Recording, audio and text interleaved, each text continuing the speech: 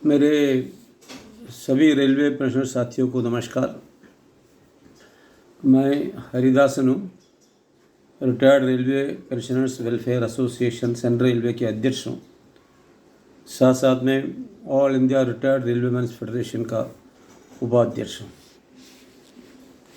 आज मेरा चौथा एपिसोड प्रकाशित कर रहा हूँ और पिछले जो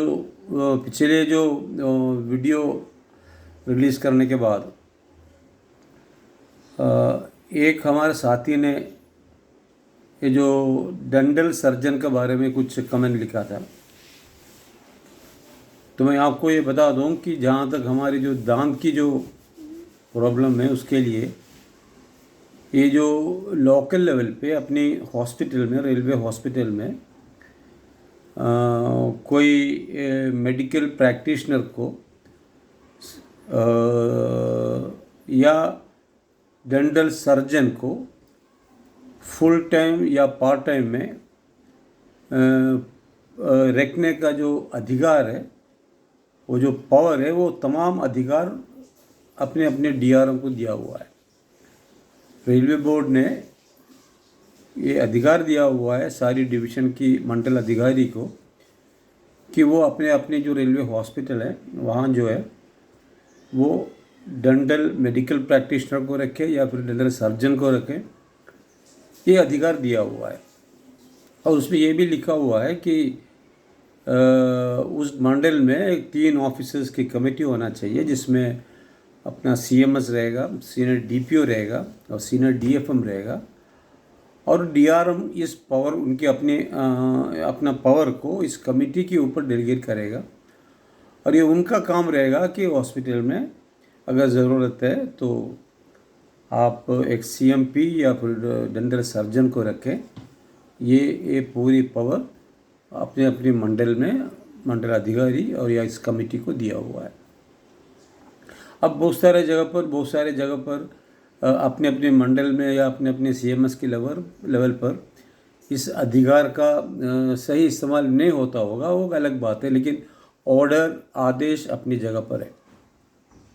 और उस ऑर्डर में ये भी लिखा हुआ है कि अगर मान लीजिए अगर आपकी जो डेंटल से जुड़े हुए कुछ समस्या बाहर डॉक्टर को दिखाया और उसमें कुछ आपको पैसा लगाया, मतलब कुछ पैसा देना पड़ा, तो आप जो है रीइंबर्समेंट करने का प्रावधान है। सही में जो रीइंबर्समेंट करने का जो प्रावधान है, पहले हर एक साल के लिए रेलवे बोर्ड बढ़ाते गया, लेकिन फाइनली जो 2018 की चिट्ठी के मुताबिक अभी ये जो रीइंबर्समेंट करने का जो प्रावधान उन्होंने परमानेंट कर दिया है। मतलब हमारे लोग जब भी अगर बाहर जाकर जो डेंटल से जुड़े हुए कुछ समस्या को अटेंड करवाता है या उसका कुछ इलाज लेता है तो उसका पूरा खर्चा जो है आप रीइंबर्समेंट कर सकता है। पूरा खर्चा का मतलब आप तो जानता ही है, रेलवे में तो वैसे हम लोग प्राइवेट में भी अगर इलाज लेगा तो जो पैसा पूरा हम लोगों ने खर्चा किया वो हमें वापस नहीं मिलता है, वो सीजीएचएस रेट का हिसाब से हमको मिलता है। तो ये मैं वो जो कमेंट जिन्होंने जो लिखा था डेंटल समस्या के बारे में, उसके लिए मैं ये बता रहा हूँ सबके लिए भी। दूसरा एक बात मेरा नज़र में ये आ गया, कुछ और भी वीडियो कुछ हमारे ग्रुप में भी चल रहा है और मुझे बताया गया कि उस वीडियो के अंदर, जो मैंने नहीं देखा है, आपको बता देता हूँ, मैंने नहीं देखा है, लेकिन जिन्होंने देखा वो हमको बताया गया कि उम्मीद कार्ड को लेकर बाहर की रेलवे में हम लोग इलाज नहीं कर सकता है, इस तरीके का कुछ बात उस वीडियो में कुछ लोगों ने कहा, ऐसा मुझे बताया गया। ये ज़रा सा सही नहीं है। हमारे जो उम्मीद कार्ड है हमारे पास, इस उम्मीद कार्ड को लेकर आप हमारे देश के अंदर, इंडिया के अंदर, भारतवर्ष के अंदर कहीं भी जो एम्पैनल हॉस्पिटल में जाकर आप इलाज ले सकता है या कहीं भी रेलवे हॉस्पिटल में जाकर आप इलाज ले सकता है और उसके लिए कोई रुकावट या कोई रेस्ट्रिक्शन उसमें है नहीं। हालांकि पहले एक जो ऑर्डर था उस ऑर्डर के हिसाब से जो हमारी जो पेंशनर है वो कहीं भी दूसरी रेलवे में जाकर अगर बीमारी पड़ता है और वहाँ कोई भी एम्पैनल हॉस्पिटल में इलाज लेता है तो उनका जो खर्चा जो है वो खर्चा अपनी रेलवे के ऊपर रेस करने का एक प्रावधान था। मतलब मैं सेंट्रल रेलवे में हूँ, अगर मैं नॉर्दर्न रेलवे में आके बीमार पड़ गया तो मेरा जो खर्चा जो है वो सेंट्रल रेलवे के ऊपर रेस करना चाहिए, ये प्रावधान पहले था। लेकिन 2022 में 12/1/2022 का जो रेलवे बोर्ड की चिट्ठी है, उन्होंने इस मुद्दे को साफ कर दिया। उन्होंने कहा कि जो एम्प्लॉई जो भी रेलवे का हो, वो जहाँ भी ट्रीटमेंट लेता है वो जो और उधर का जो CMS जो है उस डिवीज़न के ऊपर वो अपना जो खर्चा रेज करना चाहिए। मतलब कोई भी कर्मचारी, कोई भी पेंशनर कहीं भी जाओ, उधर जो डिवीज़न में वो बीमार पड़ता है या जो डिवीज़न में आप जो एम्पैनल हॉस्पिटल में चले जाता हो, और वो एम्पैनल हॉस्पिटल का जो भी आपका बिल है वही डिवीज़न के ऊपर रेस करना चाहिए। वो अपनी जो रेलवे में उसको रेफ़र करने की ज़रूरत नहीं है। ये बोर्ड ने बिल्कुल 2022 की जो आदेश में उसने स्पष्ट किया है। तो ये बोलना कि हमारे लोग हमारे उम्मीद कार्ड को लेकर दूसरी रेलवे में हमको इलाज नहीं मिलेगा, ये ठीक नहीं होगा। हाँ, लेकिन एक बात ज़रूर है, लेकिन मान लीजिए अगर आपका कोई इमरजेंसी नहीं है लेकिन अगर आपको कुछ रेगुलर दवा लेने वाला आदमी है, तो अगर आप दूसरे रेलवे में जाकर इस उम्मीद कार्ड दिखाओगे तो आपको कुछ दिन के लिए टेम्पररी आपको दवा देने का प्रावधान है। और बेसिकली आप जो भी उम्मीद कार्ड जहाँ पे रजिस्टर किया हुआ है वहीं आपका टेक केयर करना चाहिए। जो मेडिकल संबंधित बातों पे उन्हीं का रिस्पॉन्सिबिलिटी है। अगर कहीं बाहर जाता है तो थोड़े दिन के लिए ज़रूर आपको दवा सब जगह मिल जाएगा, लेकिन काफ़ी लंबा समय तक आपको ये सुविधा नहीं मिलेगा। ये भी मैं आपको बताना चाहता हूँ। और एक मुद्दा जो मैं आपके सामने ये लाना चाहता हूँ वो ये है हमारे जो हेल्थ यूनिट्स है। क्योंकि हम सब जानता है कि हमारी जो भारतीय रेलवे के अंदर डिविजनल हॉस्पिटल तो एक ही होता है, जो डिविजनल हेडक्वार्टर पे आम तौर से जगह जगह पर हमारा हेल्थ यूनिट का प्रावधान है। लेकिन ये जो 16/1/2006 का एक रेलवे बोर्ड का चिट्ठी है, और उस चिट्ठी में उन्होंने लिखा है कि जो भी हेल्थ यूनिट जो हमारी जो मंडल दवाखाना से 75 किलोमीटर लंबाई दूरी पर है, 75 किलोमीटर दूर पर है, तो उस हेल्थ यूनिट में क्या क्या मिनिमम फैसिलिटीज़ होना चाहिए उसका एक चिट्ठी रेलवे बोर्ड ने लिखा है। 16/1/2006 का है। और उसमें उन्होंने लिखा है कि जो हमारी जो इन्वेस्टिगेशन है, जो मेडिकल इन्वेस्टिगेशन क्या क्या हेल्थ यूनिट में होना चाहिए, उसका प्रावधान क्या क्या होना चाहिए उसके बारे में उसने लिखा है। पहला लिखा है आपको जो यूरिन की हर तरीके की एग्जामिनेशन का प्रावधान होना चाहिए। दूसरा लिखा कि अपने स्टूल का जो एग्जामिनेशन, जो जांच करने का प्रावधान होना चाहिए। तीसरा लिखा कि आपकी जो ब्लड टेस्ट, मतलब HB का blood test, TLC, DLC, ESR, malaria parasite, blood sugar, urea, creatine, total protein, albumin, globulin, AG ratio, मतलब इस तमाम चीज़ का जो टेस्टिंग करने का प्रावधान अपने जो हेल्थ यूनिट में होना चाहिए, जो हेल्थ यूनिट 75 किलोमीटर्स लंबा है डिविजनल हॉस्पिटल से। और साथ साथ में ECG टेस्ट का प्रावधान उसमें होना चाहिए, और उसमें एक्सरे का भी प्रावधान होना चाहिए। मतलब आपकी चेस्ट का हो गया, या कोई बॉडी का कोई भी लिम्ब का हो गया, या फिर आपका सर का हो गया, एब्डोमेन का हो गया, तो कुछ स्पेशल एक्सरे, स्पेशल टेस्ट छोड़कर एक्सरे में, तो बाकी जो जनरल जो एक्सरे का प्रावधान हर हेल्थ यूनिट में होना चाहिए। उन्होंने साथ में ये भी लिखा है कि अगर मान लीजिए आपकी हॉस्पिटल में हेल्थ यूनिट में ECG है, और अगर वो हेल्थ यूनिट में नर्स का पोस्टिंग है, तो ये नर्स की जवाबदारी होगा कि आपका ECG लेने के लिए। अगर मान लीजिए वहाँ नर्स है नहीं है, नर्स का पोस्ट भी नहीं है, तो वहाँ जो पैरामेडिकल स्टाफ अवेलेबल है उनको ट्रेनिंग देकर उनको ईसीजी लेने का प्रावधान भी उन्होंने इस चिट्ठी के अंदर लिखा हुआ है। और उसमें ये भी लिखा है कि ऐसा जो भी जो ईसीजी लेता है, जो पैरामेडिकल स्टाफ को जवाबदारी दिया गया, उसको हर महीने में एक 100 रुपये का हॉनरियम देने का भी प्रावधान है। ये भी इस चिट्ठी के अंदर लिखा हुआ है। यहाँ थोड़ी सी और उसमें साथ साथ में उन्होंने ये भी लिखा है कि आईसी हेल्थ यूनिट में उन्होंने एक इन्वेस्टिगेशन के लिए कितना पैसा हर एक हेल्थ यूनिट में आना चाहिए वो भी उसमें लिखा हुआ है। उन्होंने लिखा है जहाँ एक सिंगल डॉक्टर वाली अगर हेल्थ यूनिट रहेगा उसको जो ऊपर का जो सीलिंग उसने रखा 5,000 रुपया, 5,000 रुपया तक उसके पास होना चाहिए।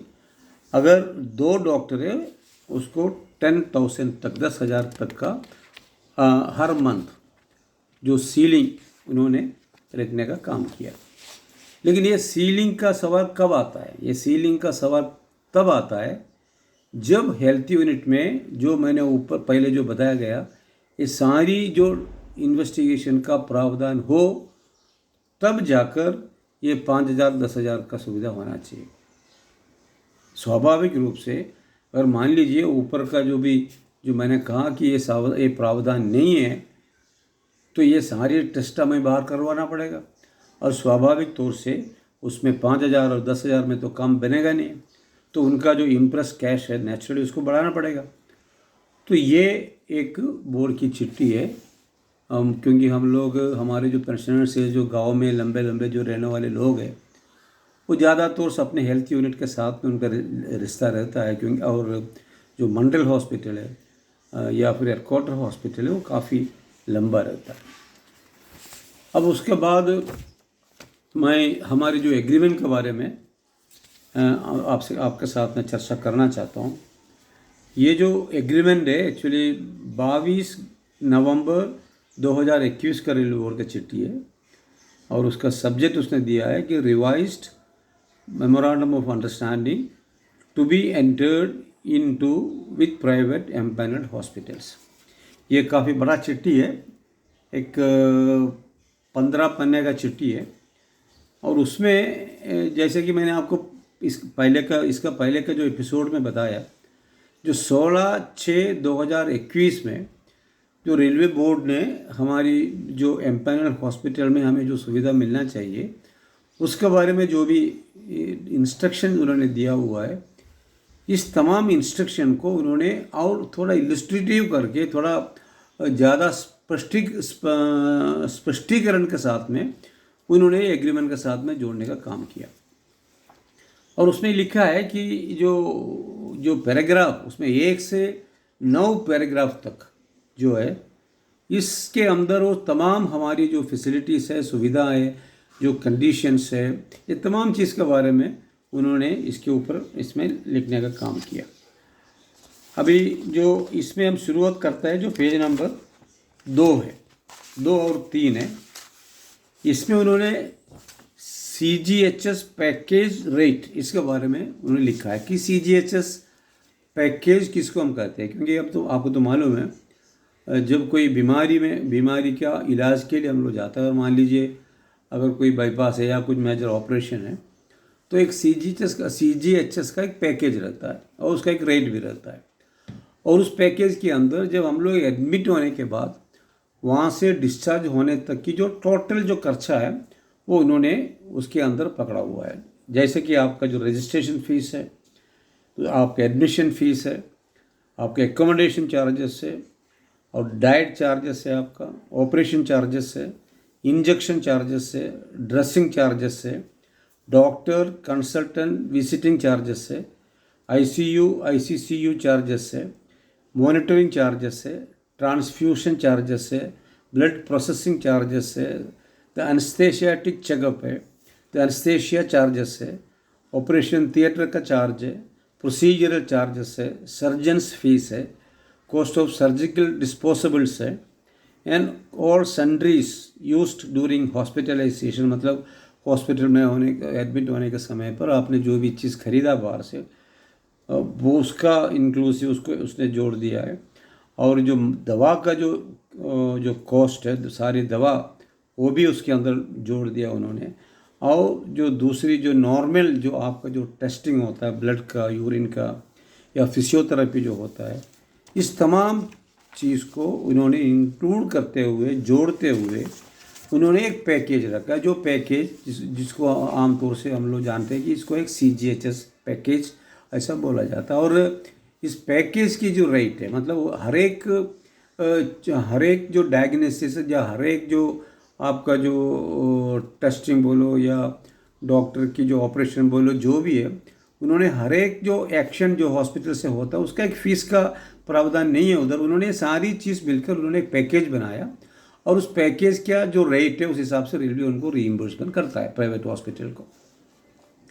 और उसके साथ में उन्होंने ये भी लिखा है कि जो इम्प्लांट्स होता है, जो स्टेंट्स, जो ग्राफ्ट्स वाले जो कभी कभी हमको जो एंजियोप्लास्टी या फिर बाईपास के समय पर लगता है, उसके बारे में भी वो भी जो पैकेज है उसके अंदर शामिल किया गया। लेकिन यहाँ उन्होंने एक कंडीशन रखा है, शर्त ये भी रखा है कि अगर मान लीजिए कोई भी हमारे जो बेनिफिशियरी है, पेंशन है, वो ये चाहता है कि हमको ये पर्टिकुलर कंपनी का प्लान लगे, एक पर्टिकुलर कंपनी का स्टंट लगे हमारा बॉडी पे, या कोई ग्राफ्ट कोई पर्टिकुलर कंपनी का लगे, वो शायद एक्सपेंसिव होगा, कॉस्टली होगा, लेकिन आपको मालूम है कि वो स्टंट अच्छा है, तो अगर उनकी एक डिमांड है कि वह हमको ये स्टंट लगा दीजिए, तो प्राइवेट हॉस्पिटल को वही स्टंट आपको लगाना पड़ेगा। और उसके लिए कंडीशन ये रखा गया कि आपको राइटिंग में एक डिक्लेरेशन देना पड़ेगा और कि हमको ये फलाना कंपनी का जो स्टंट है या ग्राफ्स है ये लगाना चाहिए। और उसके लिए जो भी डिफरेंस आता है, जो खर्चा जो आता है, ये दोनों की जो मतलब जो पैकेज के अंदर जो आपको स्टंट मिलेगा और ये जो कंपनी वाला जो आपकी जो पसंद की जो स्टंट है उसका जो डिफरेंस, जो रेट में जो डिफरेंस पड़ेगा वो आपको पेमेंट करना पड़ेगा। और रेलवे में ये भी कहा कि जब बिल रेज करता है तो इसको ये बिल के अंदर इसका एंट्री होना चाहिए कि पेशेंट ने खुद डिक्लेरेशन के हिसाब से उनको फलाना स्टंट हमने लगा दिया और उसका रेट इतना इतना हमने पेशेंट से वसूली की है। इस तरीके का एक एंडोर्समेंट आपकी जो डिस्चार्ज मेमो में या फिर आप जब बिल रेज करता है उस पर एंडोर्स करना चाहिए, ये भी उन्होंने लिखा है। तो उसमें कुछ चीज़ अगर आपको पर्सनल आपको लगता है, जैसे कि आपका जो टॉयलेटरीज है, आपको जो सैनिटरी नैपकिन्स है, जो टेलीकॉम पाउडर है या माउथ फ्रेशनर है, या आपके साथ में जो अटेंडेंट है उनका जो खाने का जो बिल है, या कोई टेलीफोन बिल आदि का है, या मतलब इस तरीके की अगर कोई आइटम्स अगर आपको ख़रीदना है तो वो इस पैकेज में नहीं है, वो आपको अपना खर्चा में आपको अपना खुद का खर्चा करना पड़ेगा, ये उन्होंने इसमें लिखा है। साथ साथ में उन्होंने ये भी लिखने का काम किया, उन्होंने ये भी बताया गया कि हर एक ट्रीटमेंट के लिए इस पैकेज के अंतर्गत आप कितना दिन का ट्रीटमेंट हमारे बेनिफिशियरी को देना चाहिए, वो भी उन्होंने बताने का काम किया। अभी पहला उन्होंने लिखा है कि सुपर स्पेशलिटी ट्रीटमेंट, मतलब स्पेशलाइज्ड सुपर स्पेशलिटी ट्रीटमेंट, तो इसको उन्होंने 12 दिन का पैकेज है। मतलब ये अगर सुपर स्पेशलिटी ट्रीटमेंट का अगर मामला है तो आपको 12 दिन का पैकेज मिलेगा। अगर मान लीजिए कुछ मेजर सर्जरी है तो आपको 7 दिन का प्रावधान है। और मान लीजिए आपका कुछ लेप्रोस्कोपिक कुछ सर्जरी है, लेप्रोस्कोपिक कोई सर्जरी है तो आपको 3 दिन का प्रावधान है। और फिर ये जो माइनर ओपीडी है, माइनर ओपीडी, तो उसके लिए 1 दिन का प्रावधान है। तो इस तरीके से 4 कंडीशन उन्होंने इस एग्रीमेंट के अंदर लिखा गया है। अच्छा, इसका साथ साथ में ये भी रेलवे बोर्ड ने बताने का काम किया कि मान लीजिए अगर कोई पेशेंट को, अगर मान लीजिए किसी स्पेशलाइज्ड ट्रीटमेंट के अंदर कोई एडमिट है हॉस्पिटल में और आपको जो ट्रीटमेंट करने वाले, इलाज करने वाले डॉक्टर का ये कहना है कि भाई 12 दिन से नहीं चलेगा, इसको कुछ दिन और बढ़ाना पड़ेगा, तो ऐसे केस में कुछ दिन मेडिकल डॉक्यूमेंट के आधार के ऊपर डॉक्टर बढ़ा सकता है। ये भी उसके अंदर प्रावधान लिखा हुआ है। लेकिन वो ज़रूर है कि ये उसका जो माहौल, जिस कंडीशन में डॉक्टर ने इसको बढ़ाया, उसको मेडिकल डॉक्यूमेंट के साथ में उनको रिकॉर्ड में लाना पड़ेगा। तो ये उन्होंने ये पैकेज के बारे में और उसमें ये पेज में उन्होंने लिखा है। और उसके बाद जो है, उसके बाद जो अगला पेज नंबर आता है 6। पेज नंबर 6 में उन्होंने ट्रीटमेंट इन इमरजेंसी के बारे में लिखा हुआ। वो तमाम जो आइटम मैं समझता हूँ कि पिछले बार हम लोगों ने चर्चा किया होगा, वो फिर से वही लिखा हुआ है।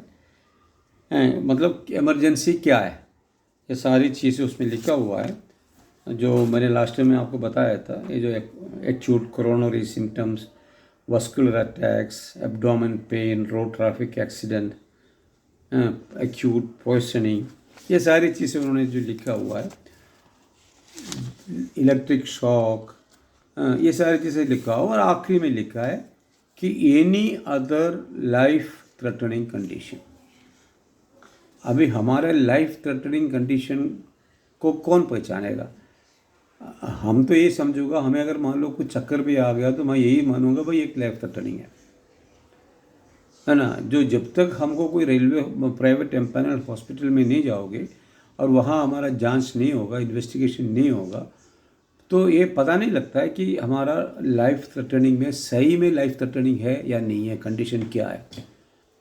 तो ये जो लास्ट में उन्होंने दिया उसका बहुत मायने रखता है और इसको हमें सदुद्देश्य के साथ में इसको हम लोग इस्तेमाल भी करना चाहिए।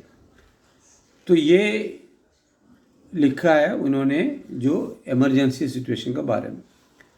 और उसमें यही पेज नंबर 7 में उन्होंने लिखा है कि जो वेरियस टाइप ऑफ वार्ड्स, मतलब जो हॉस्पिटल में, एम्पैनल हॉस्पिटल में जो वार्ड है उसके बारे में उसने लिखा हुआ है। आपको तो मालूम है कि हमारे जो उम्मीद कार्ड के पीछे आपका जो वार्ड एंटाइटलमेंट है उसमें लिखा हुआ है, ये शायद मैंने पहले चर्चा किया हुआ है।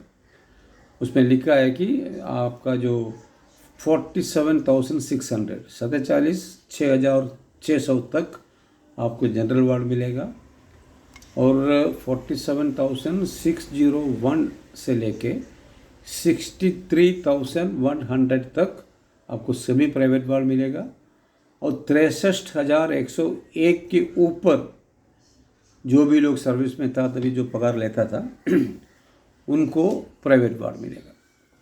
अभी उन्होंने थोड़ी सी स्पष्टीकरण ये भी दिया कि ये वार्ड के बारे में उन्होंने स्पष्टीकरण भी दिया है। सॉरी, उन्होंने लिखा है कि प्राइवेट वार्ड किसको बोलते हैं। प्राइवेट वार्ड जो है एक हॉस्पिटल की ऐसी रूम है जहाँ एक सिंगल पेशेंट को एडमिट किया जाता है और उसको उसके रूम के साथ में टॉयलेट बाथरूम अटैच होना चाहिए। साथ साथ में फर्निश्ड रूम होना चाहिए, उसमें वार्डरोब होना चाहिए, ड्रेसिंग टेबल होना चाहिए, बेड साइड टेबल होना चाहिए, सोफ़ा होना चाहिए, कारपेट होना चाहिए और अपने साथ में जो अटेंडेंट है उनके लिए एक अटेंडेंट का भी प्रोविज़न उसके अंदर, उनके लिए भी जगह वहाँ उस रूम के अंदर होना चाहिए और रूम एसी होना चाहिए, शुड बी एयर कंडीशनड। ये रह गया आपका प्राइवेट वार्ड। सेमी और उसके बाद जो सेमी प्राइवेट वार्ड है, सेमी प्राइवेट वार्ड के अंदर उन्होंने ये बताया गया कि एक हॉस्पिटल की ऐसी रूम है जहाँ 2 से 3 तक पेशेंट एडमिट हो सकता है और उसमें भी अटैच टॉयलेट फैसिलिटीज़ होना ज़रूरी है और फर्निश्ड भी होना चाहिए, लेकिन एसी होना ज़रूरी नहीं है। तीसरा जनरल वार्ड है, ये ऐसी रूम है जहाँ 4 से लेकर 10 पेशेंट तक एकोमोडेट कर सकता है। तो इसमें उन्होंने इस तरीके का जो वार्ड का जो स्पष्टीकरण भी उन्होंने इस एग्रीमेंट के अंदर लिखने का काम किया। और इसमें भी उन्होंने एक प्रावधान रखा है, अगर मान लीजिए आप कोई सेमी प्राइवेट वार्ड में या फिर कोई जनरल वार्ड में और आपको हायर वार्ड मतलब प्राइवेट वार्ड को अगर आप इस्तेमाल करना चाहते हो तो उसका भी प्रावधान उसमें रखा है कि उसमें कंडीशन यही है कि वो जो डिफरेंसेस ऑफ रेट है, जो दाम में जो फ़र्क है, आप उसको पेमेंट करना पड़ेगा और आपको राइटिंग में एक डिक्लेरेशन देना पड़ेगा कि मैं इस तरीके का मेरा तात्पर्य है, मेरा इंटरेस्ट है कि मैं प्राइवेट वार्ड में इलाज लेना चाहता हूँ। और उन्होंने ये भी लिखा है कि जब वो हॉस्पिटल का बिल बनता है तो उस बिल के अंदर भी इसका जिक्र होना चाहिए कि पेशेंट ने अपनी मर्ज़ी से प्राइवेट वार्ड मांगा और उसका जो भी डिफरेंस है उन्होंने पेमेंट कर दिया है। उन्होंने वो भी प्रावधान इस एग्रीमेंट के अंदर लिखा हुआ है। और उसमें ये भी, इस पेज में और भी ये लिखा है कि जो कितनी तरह की पेशेंट्स हो सकता है, मतलब दरअसल में 3 टाइप ऑफ पेशेंट, मतलब 3 तरह का पेशेंट आमतौर से हो सकता है। अब उसका थोड़ा विवरण उसने किया। अभी 3 तरह कौन से टाइप का है। नंबर 1, जो रेलवे मेडिकल बेनिफिशरीज जो रेलवे हॉस्पिटल का चिट्ठी लेकर डायरेक्टली जो चले जाता है, वो पहला कंडीशन है। दूसरा कंडीशन है कि जो रेलवे बेनिफिशरीज जो सीधा इमरजेंसी कंडीशन में हॉस्पिटल में चले जाता है। और तीसरा है जो रेलवे मेडिकल बेनिफिशरीज ओपीडी के लिए सीधा एम्पैनल हॉस्पिटल में चले जाता है। ये 3 कंडीशन का उन्होंने बताने का काम किया। और तीनों कंडीशन में, पहला कंडीशन में जो रेलवे की चिट्ठी लेके जाता है तो उनका जो बिल है वो जो हॉस्पिटल में जो रेलवे के अधिकारी जो भेजा गया उस हॉस्पिटल के ऊपर बिल रेज करना चाहिए। और इमरजेंसी में, जैसा मैं समझता हूँ पिछले बार हमने आपको बताया कि अगर इमरजेंसी में अगर मान लीजिए कि आपको कहीं जैसा कुछ चक्कर आ गया या कुछ गिर गया, कुछ उस तरीके का हो गया, या कुछ स्ट्रोक की कोई अंदाज़ा आपको लग रहा है, कुछ बॉडी आपको बता रही है भाई कुछ प्रॉब्लम है, तो आप सीधा चले गए एम्पैनल हॉस्पिटल में, आपने कैजुअलिटी में गया, आपका इन्वेस्टिगेशन पूरा कर दिया। और वो इन्वेस्टिगेशन के अंदर अगर ये पता चलता है कि आपको कोई इमरजेंसी नहीं है तो वो इन्वेस्टिगेशन पॉइंट तक जो पैसा है वो रेलवे को पेमेंट करना पड़ेगा। मान लीजिए वो इन्वेस्टिगेशन में अगर आपका कुछ इमरजेंसी है तो ये खबर आप रेलवे हॉस्पिटल को देना, ये एम्पैनल हॉस्पिटल की जवाबदारी है। बड़ी साफ तौर से उन्होंने अंग्रेजी में इस एग्रीमेंट में लिखा हुआ है, इसमें कोई कन्फ्यूजन नहीं होना चाहिए। और उन्होंने इतना तक लिखा है कि अगर मान लीजिए आप कहीं हॉस्पिटल में इमरजेंसी है, आप एडमिट हो गया और आपको इमरजेंसी ट्रीटमेंट लेना है, तो एम्पैनल हॉस्पिटल की जवाबदारी है कि 24 घंटे के अंदर आप रेलवे को ये संदेश देना चाहिए कि भाई ये फलाना आदमी यहाँ एडमिट है। तो अगर मान लीजिए 24 घंटे के अंदर प्राइवेट हॉस्पिटल में खबर दे दिया रेलवे वाले को, और रेलवे वाले ने दूसरी 24 घंटे के अंदर उन्होंने उसको अप्रूव नहीं किया, तो एम्पैनल हॉस्पिटल वाले ये मान के चलना चाहिए कि रेलवे ने इसको अप्रूव कर दिया, रेलवे ने इसको अप्रूव कर दिया। इसका मतलब साफ है कि अगर इमरजेंसी कंडीशन में अगर कोई एडमिट होता है एम्पैनल हॉस्पिटल में, उनको तो कैशलेस ट्रीटमेंट देना है, नंबर 1। नंबर 2, ये बोलकर एम्पैनलमेंट वाले प्राइवेट हॉस्पिटल अपना हाथ नहीं पीछे हट सकता है कि भाई चलो हमको रेलवे से कोई अप्रूवल नहीं मिला, इसके लिए हमने इलाज नहीं किया ना, ये नहीं हो सकता है। इलाज देना ही देना है, भले ट्रीटमेंट रेलवे अगर आप मैसेज दो या नहीं दो, आपको इमरजेंसी में ट्रीटमेंट देना ही देना है। वो उन्होंने इस एग्रीमेंट के अंदर लिखने का काम किया। और उन्होंने जो मैसेज जो देने का जो बात है, उन्होंने ये लिखा है कि म्यूचुअली एग्रीड मीन्स मतलब रेलवे हॉस्पिटल और एम्पैनल हॉस्पिटल ये आपस में तय करना चाहिए कि कौन सी तरीके से, कौन सी कम्युनिकेशन की तरीके से हम एक दूसरे के साथ में ये मैसेज देना चाहिए, ये लोग आपस में बैठकर फैसला करना चाहिए। वो ईमेल हो सकता है, अपने ईमेल नंबर दोनों आपस में एक्सचेंज करना चाहिए, या फिर व्हाट्सएप नंबर हो जाना चाहिए। लेकिन ये जो आम तौर से हमने चीज़ को भी देखा है कि ये जो म्यूचुअली एग्रीड मीन्स क्या होना चाहिए, ऐसा कोई फैसला होते नहीं है, ऐसे नहीं होता है। और उसका ये नतीजा निकलता है कि जो भी इमरजेंसी में पेशेंट चले जाता है तो एम्पैनल हॉस्पिटल वाले वो पेशेंट की रिश्तेदार को बोलता है भाई आप चिट्ठी लेके आओ, रेलवे का चिट्ठी लेके आओ। और फिर जो रिश्तेदार है उनके साथ में जो जिनको रेलवे की कोई जानकारी नहीं होगा उनके लिए बड़ा समस्या खड़ा हो जाता है। तो ये चाहिए क्या, ये चाहिए कि ये दोनों हॉस्पिटल प्राइवेट और एम्पैनल वाले और रेलवे ये पहले डिसाइड करें, पहले इनकी ईमेल नंबर एक्सचेंज करें आपस में या व्हाट्सएप नंबर एक्सचेंज करें और उस नंबर से उस ईमेल से आप मैसेज देना चाहिए। ये नहीं कि आप पेशेंट की जो रिलेटिव्स है उनको आप बोलेंगे कि चिट्ठी लेके आओ, ये गलत है। अक्सर बहुत सारे जगह पर ये इस तरीके का गलत काम हो रहा है। मैं इसके लिए रेलवे ने अपनी एग्रीमेंट के अंदर जो है बड़े स्पष्ट रूप से ये लिखने का इधर काम उन्होंने किया है। और उसके बाद जो है उसके बाद ये करीब करीब हमारे जो पैराग्राफ 9 आ गया है। तो जैसे मैंने कहा था पैराग्राफ 1 से लेकर पैराग्राफ 9 तक ये 9 पैराग्राफ के अंदर हमारी जो मसला है, जो हमारे जो ट्रीटमेंट को लेकर जो भी मसला है उन्होंने सारी चीज़ें उसके अंदर शामिल करने का काम किया है। इस एग्रीमेंट के अंदर उसने ऐड करने का काम किया। अब सवाल है उसका इम्प्लीमेंटेशन का।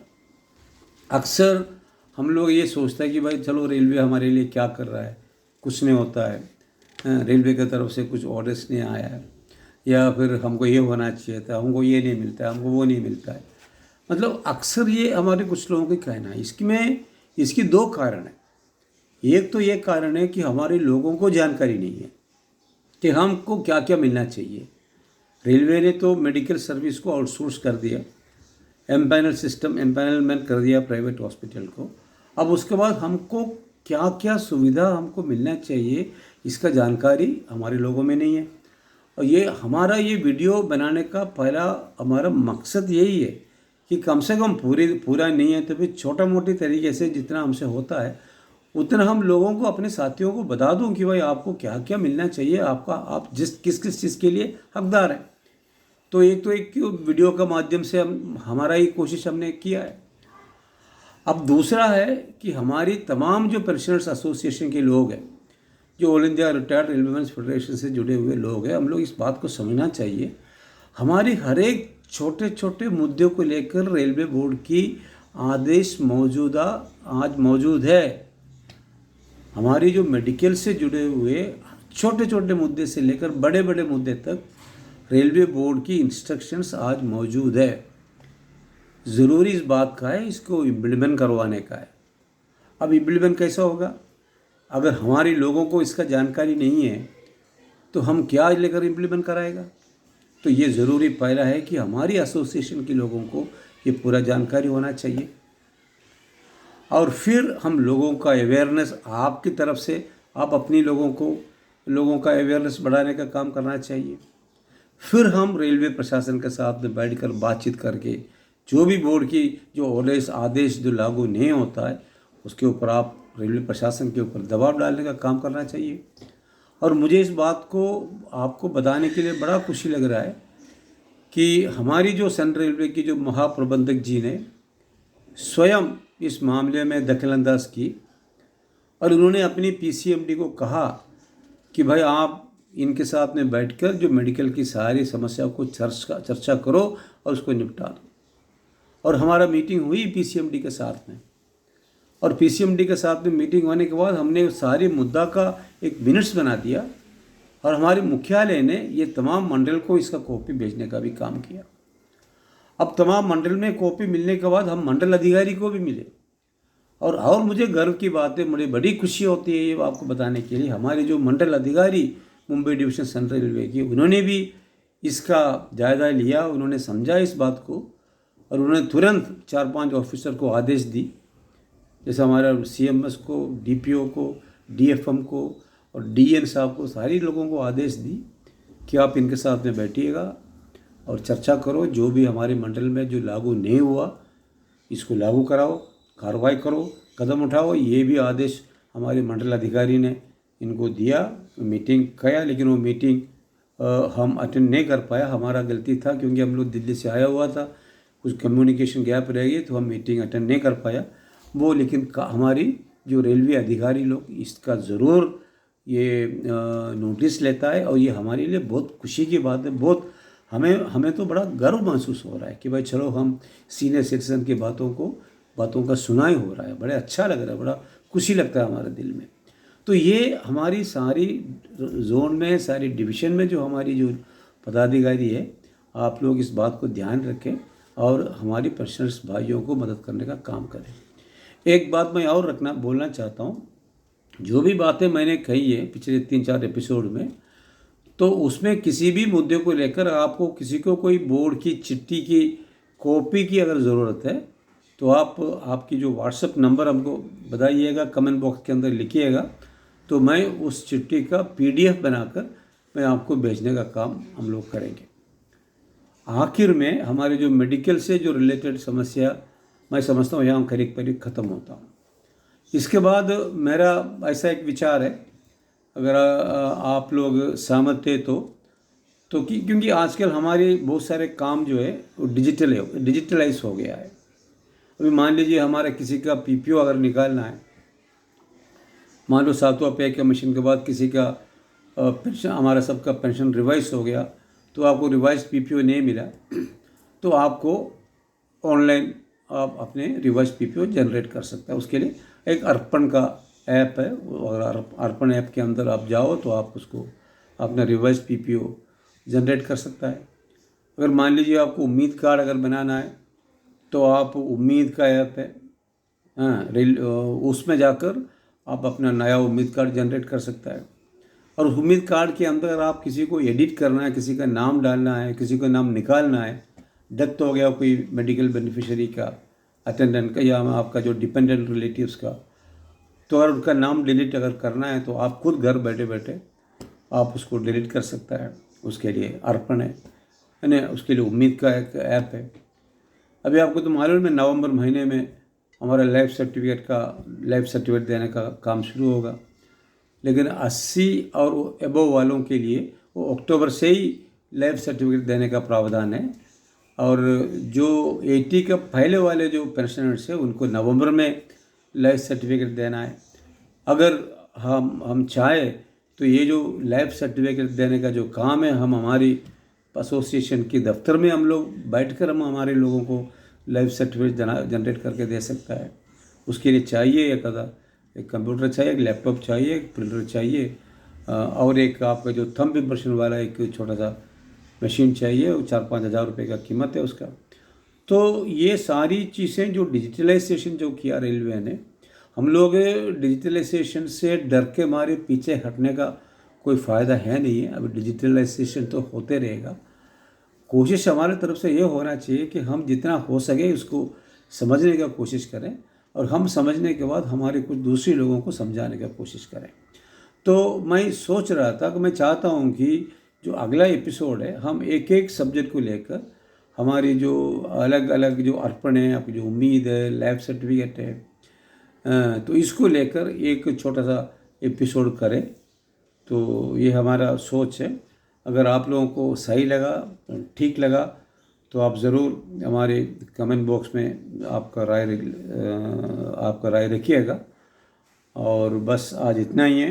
आप लोगों ने मेरा जो भी ये वीडियो है आपको देखा, आप तो खुशी से दिल से आपको दिल से धन्यवाद देता हूँ, और मैं आप सभी से रजा लेता हूँ। धन्यवाद।